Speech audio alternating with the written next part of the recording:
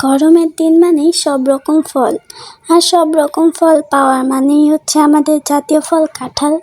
আর আমরা বাঙালিরা জাতীয় ফল কাঁঠাল, কাঁঠাল না খেলেও কাঁঠালের বিচি অবশ্যই খাই। এর জন্য আমি আজকে তোমাদের সাথে শেয়ার করতে যাচ্ছি কাঁঠালের বিচি ভর্তা। তো এই জায়গায় আমি কিছুটা পরিমাণ কাঁঠালের বিচি ছিলে নিছি। তো এরপর পাতিলের মধ্যে কাঁঠাল বিচিগুলো সিদ্ধ করে নিছি। তারপর আমি একটা চুলাতে তাওয়া দিয়ে দিছি, তারপর এর মধ্যে শুকনো মরিচ দিয়ে দিছি। এগুলোকে একটু মিডিয়াম আঁচে ভালোভাবে ভেজে নেব। তোমরা চাইলে খালিও ভাজতে পারো অথবা তেল ব্যবহার করেও ভাজতে পারো। আমি এই জায়গায় পরে একটু তেল ইউজ করছিলাম ভালোভাবে, তারপর ভেজে নিছি। ভেজে তারপর এখন ভর্তা বানানোর পালা। আমি এখানে 2টা পেঁয়াজ কেটে নিছি এরকম করে 4 কোনা করে।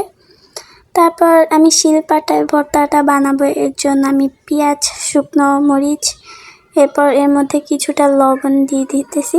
এখন এগুলাকে ভালোভাবে এখন বেটে নেব।